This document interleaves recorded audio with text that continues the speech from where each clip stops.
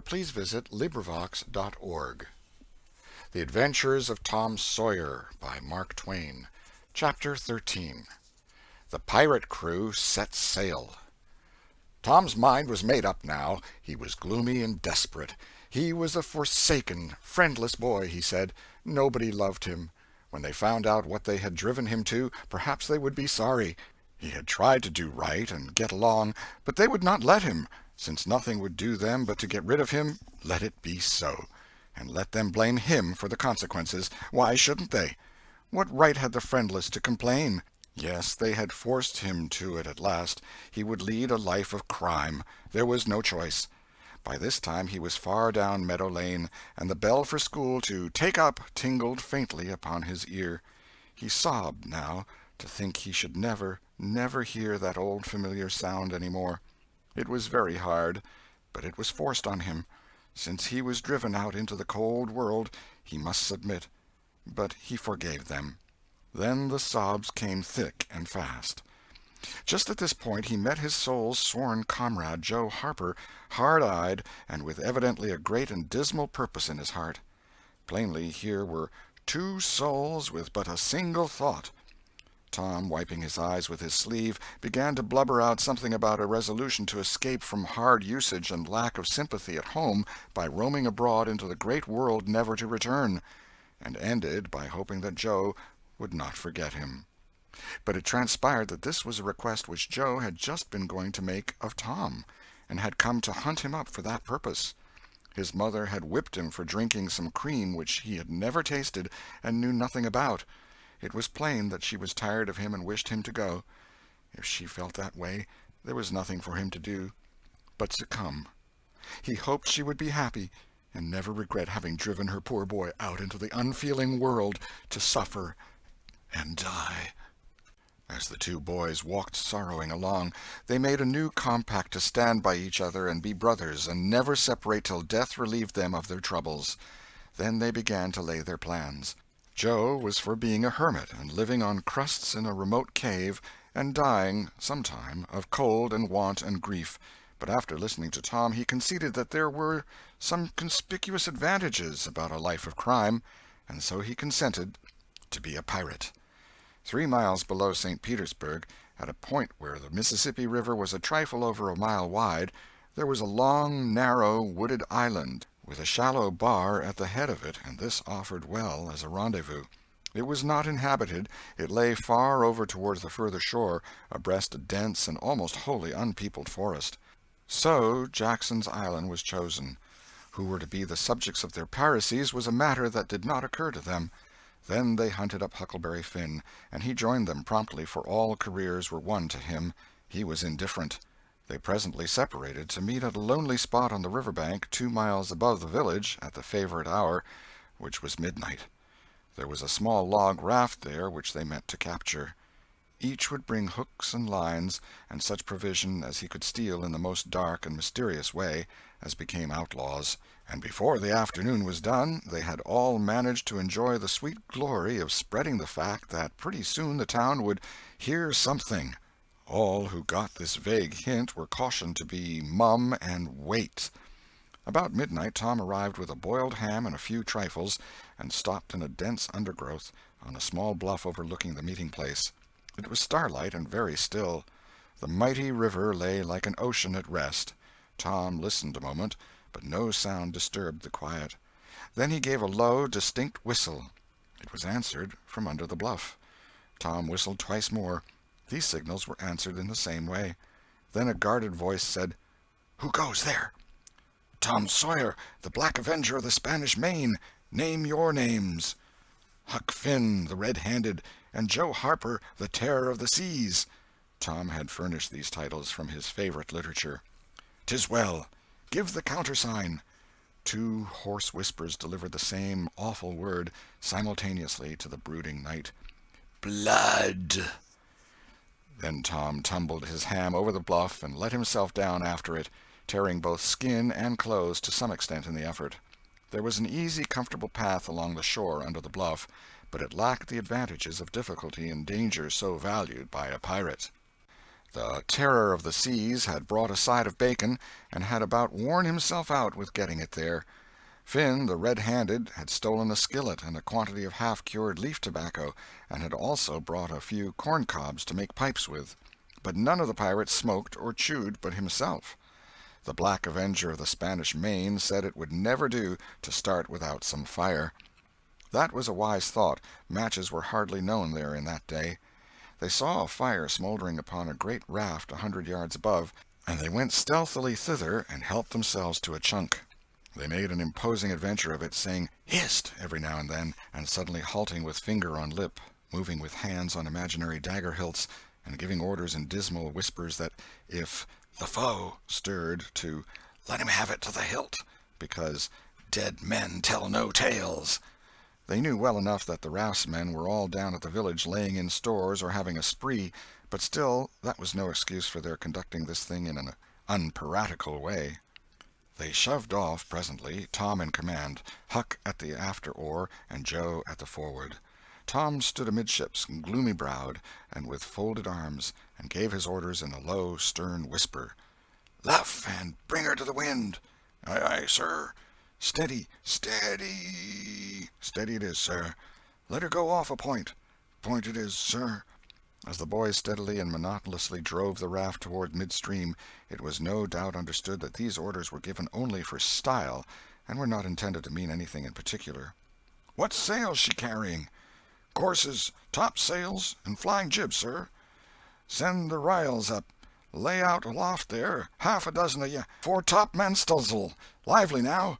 "Aye, aye, sir." "Shake out that main t'gallants'l. Sheets and braces. Now, my hearties." "Aye, aye, sir." "Heel 'em a lee, hard a port. Stand by to meet her when she comes. Port, port, now, men, with a will. Steady." "Steady it is, sir." The raft drew beyond the middle of the river. The boys pointed her head right, and then lay on their oars. The river was not high, so there was not more than a 2 or 3 mile current. Hardly a word was said during the next 3/4 of an hour. Now the raft was passing before the distant town. 2 or 3 glimmering lights showed where it lay, peacefully sleeping, beyond the vague vast sweep of a star-gemmed water, unconscious of the tremendous event that was happening. The Black Avenger stood still with folded arms, looking his last upon the scene of his former joys and his later sufferings, and wishing she could see him now, abroad on the wild sea, facing peril and death with dauntless heart, going to his doom with a grim smile on his lips. It was but a small strain on his imagination to remove Jackson Island beyond eye-shot of the village, and so he "looked his last" with a broken and satisfied heart. The other pirates were looking their last, too, and they all looked so long that they came near letting the current drift them out of the range of the island, but they discovered the danger in time and made shift to avert it. About 2 o'clock in the morning the raft grounded on the bar 200 yards above the head of the island, and they waded back and forth until they had landed their freight. Part of the little raft's belongings consisted of an old sail, and this they spread over a nook in the bushes for a tent to shelter their provisions, but they themselves would sleep in the open air in good weather, as became outlaws.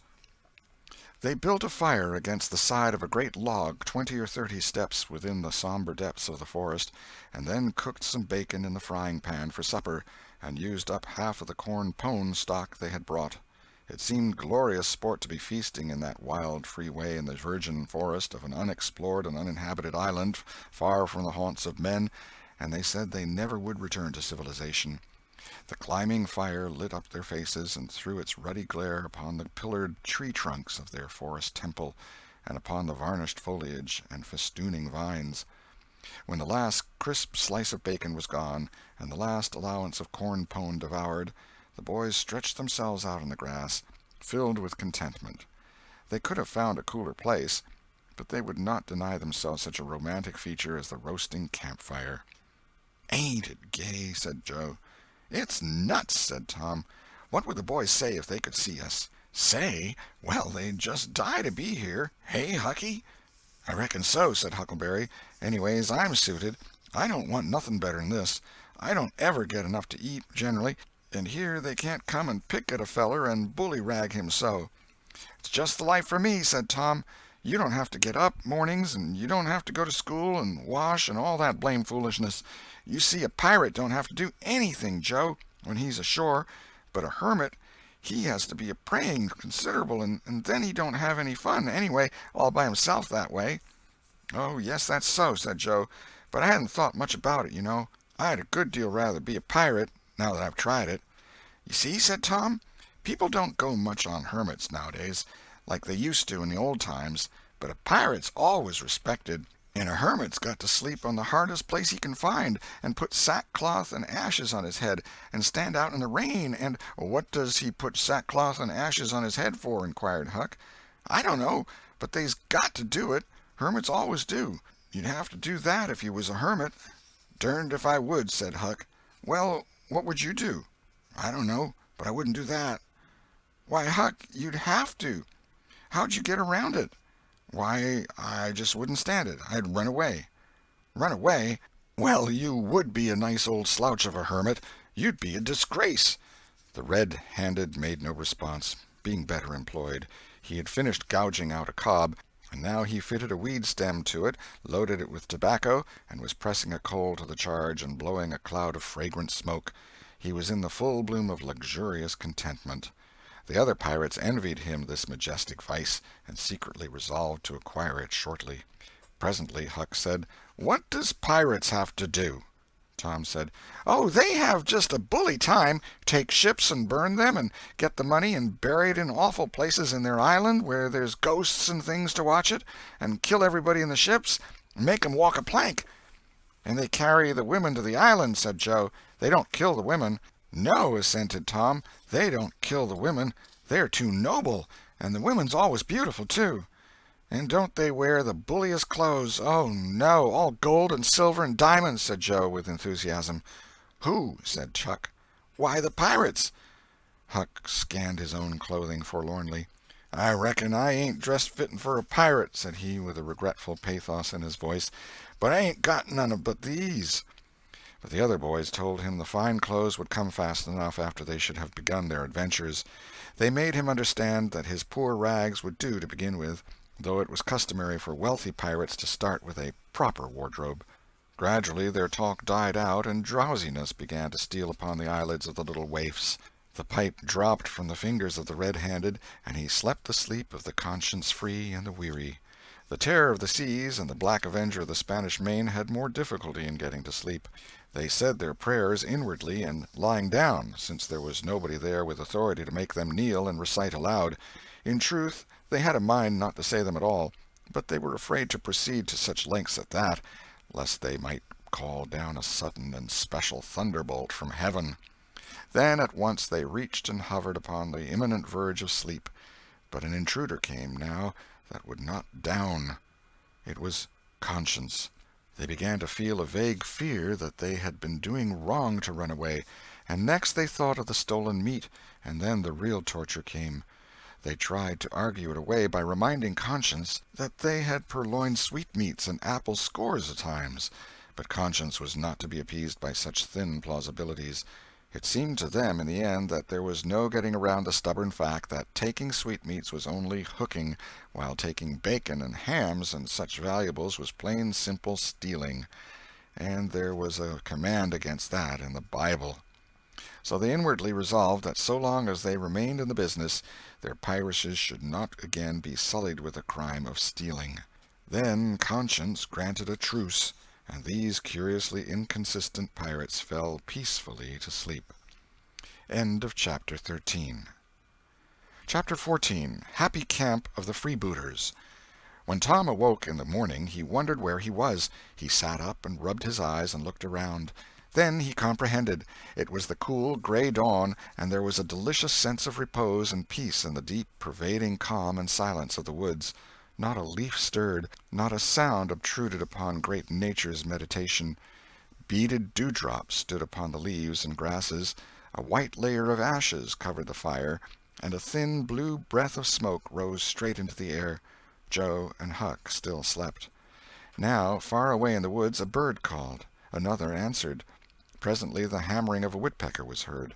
Gradually the cool, dim gray of the morning whitened, and as gradually sounds multiplied and life manifested itself. The marvel of nature shaking off sleep and going to work unfolded itself to the musing boy.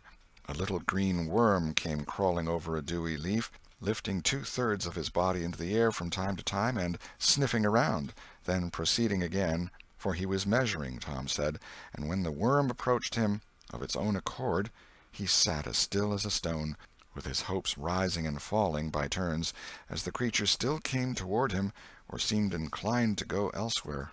And when at last it considered a painful moment with its curved body in the air and then came decisively down upon Tom's leg and began journeying over him, his whole heart was glad, for that meant that he was going to have a new suit of clothes, without the shadow of a doubt a gaudy piratical uniform. Now a procession of ants appeared, from nowhere in particular, and went about their labors. One struggled manfully by with a dead spider 5 times as big as itself in its arms, and lugged it straight up a tree trunk. A brown-spotted ladybug climbed the dizzy height of a grass-blade, and Tom bent down close to it and said, "Ladybug, ladybug, fly away home. Your house is on fire, your children's alone." And she took wing and went off to see about it, which did not surprise the boy, for he knew of old that this insect was credulous about conflagrations, and he had practised upon its simplicity more than once. A tumblebug came next, heaving sturdily at its ball, and Tom touched the creature to see it shut its legs against its body and pretend to be dead. The birds were fairly rioting by this time. A catbird, the northern mocker, lit in a tree over Tom's head, and trilled out her imitations of her neighbors in a rapture of enjoyment. Then a shrill jay swept down, a flash of blue flame, and stopped on a twig almost within the boy's reach, cocked his head to one side and eyed the strangers with a consuming curiosity. A gray squirrel and a big fellow of the fox kind came scurrying along, sitting up at intervals to inspect and chatter at the boys, for the wild things had probably never seen a human being before and scarcely knew whether to be afraid or not. All nature was wide awake and stirring now. Long lances of sunlight pierced down through the dense foliage far and near, and a few butterflies came fluttering upon the scene. Tom stirred up the other pirates, and they all clattered away with a shout, and in a minute or two were stripped and chasing after and tumbling over each other in the shallow limpid water of the white sandbar. They felt no longing for the little village sleeping in the distance beyond the majestic waste of water. A vagrant current, or a slight rise in the river, had carried off their raft, but this only gratified them, since its going was something like burning the bridge between them and civilization. They came back to camp, wonderfully refreshed, glad-hearted, and ravenous, and they soon had the campfire blazing up again. Huck found a spring of clear, cold water close by, and the boys made cups of broad oak or hickory leaves, and felt that water, sweetened with such wildwood charm as that, would be a good enough substitute for coffee. While Joe was slicing bacon for breakfast, Tom and Huck asked him to hold on a minute. They stepped to a promising nook in the river bank and threw in their lines. Almost immediately they had reward. Joe had not had time to get impatient before they were back again with some handsome bass, a couple of sun perch, and a small catfish, provisions enough for quite a family. They fried the fish with the bacon, and were astonished, for no fish had ever seemed so delicious before. They did not know that the quicker a fresh-water fish is on the fire after it is caught, the better he is, and they reflected little upon what a sauce open-air sleeping, open-air exercise, bathing, and a large ingredient of hunger makes, too. They lay around in the shade after breakfast while Huck had a smoke, and then went off through the woods on an exploring expedition. They tramped gaily along over decaying logs, through tangled underbrush, among solemn monarchs of the forest, hung from their crowns to the ground with a drooping regalia of grapevines. Now and then they came upon snug nooks carpeted with grass and jeweled with flowers. They found plenty of things to be delighted with, but nothing to be astonished at. They discovered that the island was about 3 miles long and a quarter of a mile wide, and that the shore it lay closest to was only separated from it by a narrow channel hardly 200 yards wide. They took a swim about every hour, so it was close upon the middle of the afternoon when they got back to the camp. They were too hungry to stop to fish, but they fared sumptuously upon cold ham, and then threw themselves down in the shade to talk. But the talk soon began to drag, and then died. The stillness, the solemnity that brooded in the woods, and the sense of loneliness began to tell upon the spirits of the boys. They fell to thinking. A sort of undefined longing crept upon them. This took dim shape presently. It was budding homesickness. Even Finn, the red-handed, was dreaming of his doorsteps and empty hogsheads. But they were all ashamed of their weakness, and none was brave enough to speak his thought. For some time now the boys had been dully conscious of a particular sound in the distance, just as one sometimes is of the ticking of a clock which he takes no distinct note of. But now this mysterious sound became more pronounced and forced a recognition. The boys started, glanced at each other, and then each assumed a listening attitude. There was a long silence, profound and unbroken, and then a deep sullen boom came floating down out of the distance. "What is it?" exclaimed Joe under his breath. "I wonder," said Tom in a whisper.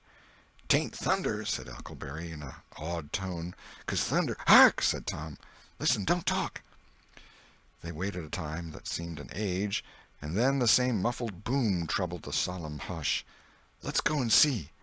They sprang to their feet and hurried to the shore toward the town. They parted the bushes on the bank and peered out over the water. The little steam ferry-boat was about a mile below the village, drifting with the current. Her broad deck seemed crowded with people. There was a great many skiffs rowing about or floating with a stream in the neighborhood of the ferry-boat, but the boys could not determine what the men in them were doing. Presently a great jet of white smoke burst from the ferry-boat's side, and as it expanded and rose in a lazy cloud, that same dull throb of sound was borne to the listeners again. "I know now!" exclaimed Tom. "Somebody's drownded." "That's it," said Huck. "They done that last summer when Bill Turner got drownded. They shoot a cannon over the water, and that makes him come up to the top." "Yes, and they take loaves of bread and put quicksilver in 'em and set 'em afloat, and wherever there's anybody that's drownded, they'll float right there and stop." "Yes, I've heard about that," said Joe. "I wonder what makes the bread do that." "Oh, it ain't the bread so much," said Tom. "I reckon it's mostly what they say over it before they start it out." "But they don't say anything over it," said Huck. "I've seen 'em, and they don't." "Well, that's funny," said Tom. "But maybe they say it to themselves." "Of course they do. Anybody might know that." The other boys agreed that there was reason in what Tom said, because an ignorant lump of bread uninstructed by an incantation could not be expected to act very intelligently when sent upon an errand of such gravity. "By jings, I wish I was over there now," said Joe. "I do too," said Huck. "I'd give heaps to know who it is." The boys still listened and watched. Presently a revealing thought flashed through Tom's mind, and he exclaimed, "Boys, I know who's drownded. It's us!" They felt like heroes in an instant. Here was a gorgeous triumph. They were missed. They were mourned. Hearts were breaking on their account. Tears were being shed.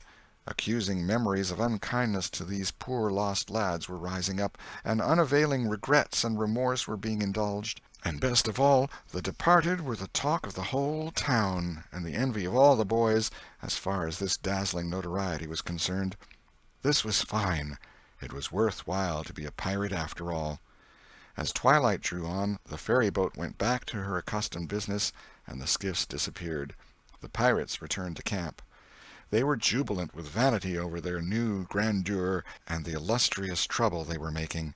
They caught fish, cooked supper, and ate it, and then fell to guessing at what the village was thinking and saying about them, and the pictures they drew of the public distress on their account were gratifying to look upon from their point of view. But when the shadows of night closed them in, they gradually ceased to talk, and sat gazing into the fire, with their minds evidently wandering elsewhere. The excitement was gone, now, and Tom and Joe could not keep back thoughts of certain persons at home who were not enjoying this fine frolic as much as they were. Misgivings came. They grew troubled and unhappy. A sigh or two escaped unawares. By and by Joe timidly ventured upon a roundabout feeler as to how the others might look upon a return to civilization. Not right now, but— Tom withered him with derision. Huck, being uncommitted as yet, joined in with Tom, and the waverer quickly explained and was glad to get out of the scrape with as little taint of chicken-hearted homesickness clinging to his garments as he could. Mutiny was effectually laid to rest for the moment. As the night deepened, Huck began to nod and presently to snore. Joe followed next. Tom lay upon his elbow motionless for some time, watching the two intently. At last he got up cautiously on his knees and went searching among the grass and the flickering reflections flung by the campfire. He picked up and inspected several large semi-cylinders of the thin white bark of a sycamore, and finally chose two which seemed to suit him.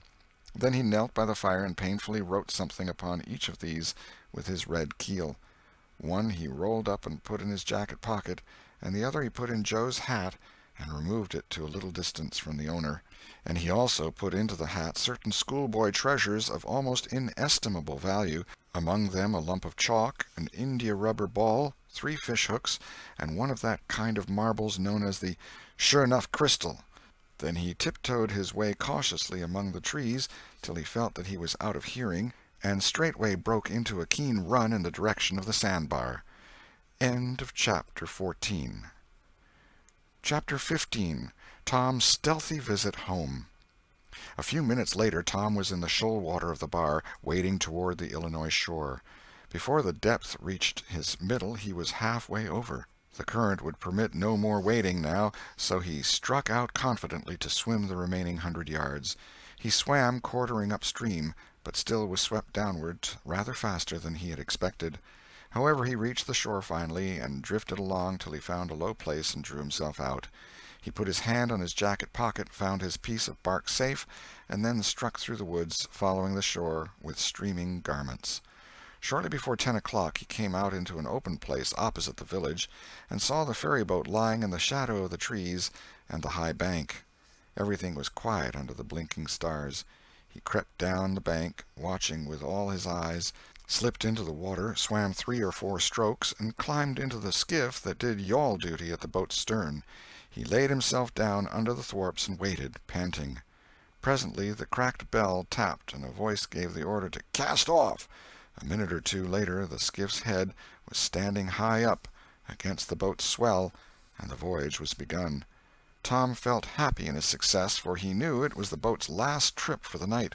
At the end of a long 12 or 15 minutes the wheel stopped, and Tom slipped overboard and swam ashore in the dusk, landing 50 yards downstream, out of danger of possible stragglers. He flew along unfrequented alleys, and shortly found himself at his aunt's back fence. He climbed over, approached the L, and looked in at the sitting-room window, for a light was burning there. There sat Aunt Polly, Sid, Mary, and Joe Harper's mother, grouped together, talking. They were by the bed, and the bed was between them and the door. Tom went to the door and began to softly lift the latch. Then he pressed gently, and the door yielded a crack. He continued pushing cautiously, and quaking every time it creaked, till he judged he might squeeze through on his knees. So he put his head through and began warily. "What makes the candles blow so?" said Aunt Polly. Tom hurried up. "Why, that door's open, I believe. Why, of course it is. No end of strange things now. Go along and shut it, Sid." Tom disappeared under the bed just in time. He lay and breathed himself for a while, then crept to where he could almost touch his aunt's foot. "But as I was saying," said Aunt Polly, "he warn't bad, so to say, only mischievous, only just giddy and harum-scarum, you know. He warn't any more responsible than a colt. He never meant any harm, and he was the best-hearted boy that ever was," and she began to cry. "It was just so with my Joe, always full of his devilment and up to every kind of mischief, but he was just as unselfish and kind as he could be. And laws bless me, to think I went and whipped him for taking that cream, never once recollecting that I throwed it out myself because it was sour, and I never to see him again in this world, never, never, never, poor abused boy." And Mrs. Harper sobbed as if her heart would break. "I hope Tom's better off where he is," said Sid. "But if he'd been better in some ways—" "Sid!" Tom felt the glare of the old lady's eye, though he could not see it. "Not a word against my Tom, now that he's gone. God'll take care of him. Never you trouble yourself, sir. Oh, Mrs. Harper, I don't know how to give him up.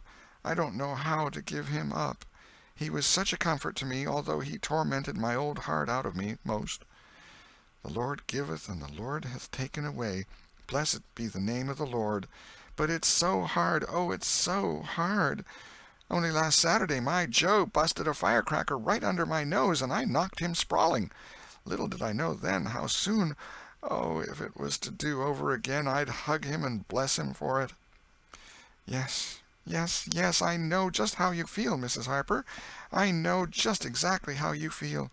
No longer ago than yesterday noon, my Tom took and filled the cat full of painkiller, and I did think the creature would tear the house down, and God forgive me, I cracked Tom's head with my thimble. Poor boy, poor dead boy! But he's out of all his troubles now, and the last words I ever heard him say was to reproach. But this memory was too much for the old lady, and she broke entirely down. Tom was snuffling now himself, and more in pity of himself than anybody else. He could hear Mary crying and putting in a kindly word for him from time to time. He began to have a nobler opinion of himself than ever before. Still, he was sufficiently touched by his aunt's grief to long to rush out from under the bed and overwhelm her with joy, and the theatrical gorgeousness of the thing appealed strongly to his nature, too, but he resisted and lay still. He went on listening, and gathered by odds and ends that it was conjectured at first that the boys had got drowned while taking a swim. Then the small raft had been missed. Next, certain boys said the missing lads had promised that the village should hear something soon. The wise heads had put this and that together, and decided that the lads had gone off on that raft and would turn up at the next town below presently. But toward noon the raft had been found, lodged against the Missouri shore some 5 or 6 miles below the village, and then hope perished. They must be drowned, else hunger would have driven them home by nightfall, if not sooner. It was believed that the search for the bodies had been a fruitless effort, merely because the drowning must have occurred in mid-channel, since the boys, being good swimmers, would otherwise have escaped to shore. This was Wednesday night.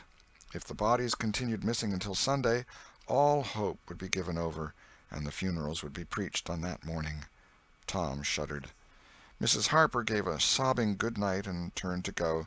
Then, with a mutual impulse, the two bereaved women flung themselves into each other's arms and had a good, consoling cry, and then parted. Aunt Polly was tender far beyond her wont in her good night to Sid and Mary. Sid snuffled a bit, and Mary went off crying with all her heart. Aunt Polly knelt down and prayed for Tom so touchingly, so appealingly, and with such measureless love in her words and her old trembling voice, that he was weltering in tears again long before she was through. He had to keep still long after she went to bed, for she kept making broken-hearted ejaculations from time to time, tossing unrestfully and turning over. But at last she was still, only moaning a little in her sleep. Now the boy stole out, rose gradually from the bedside, shaded the candle-light with his hand, and stood regarding her. His heart was full of pity for her. He took out his sycamore scroll and placed it by the candle.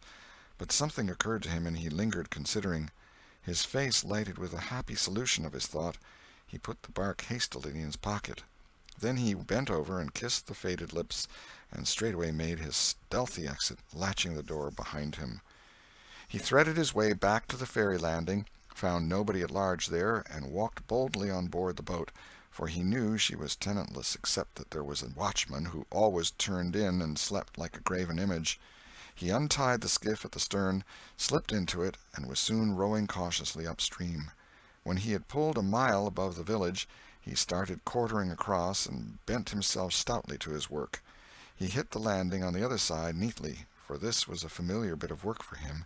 He was moved to capture the skiff, arguing that it might be considered a ship and therefore a legitimate prey for a pirate, but he knew a thorough search would be made for it, and that might end in revelations. So he stepped ashore and entered the wood. He sat down and took a long rest, torturing himself meantime to keep awake, and then started warily down the home stretch. The night was far spent. It was broad daylight before he found himself fairly abreast the island bar. He rested again until the sun was well up and gilding the great river with its splendor, and then he plunged into the stream. A little later he paused, dripping, upon the threshold of the camp, and heard Joe say, "No, Tom's true blue, Huck. He'll come back. He won't desert. He knows that would be a disgrace to a pirate, and Tom's too proud for that sort of thing. He's up to something or other. I wonder what." "Well, the things is ours, anyway, ain't they?" "Pretty near, but not yet, Huck. The writing says they are if he ain't back here to breakfast." "Which he is!" exclaimed Tom, with fine dramatic effect, stepping grandly into camp. A sumptuous breakfast of bacon and fish was shortly provided, and as the boys set to work upon it, Tom recounted, and adorned, his adventures. They were a vain and boastful company of heroes when the tale was done. Then Tom hid himself away in a shady nook to sleep till noon, and the other pirates got ready to fish and explore. End of chapter 15.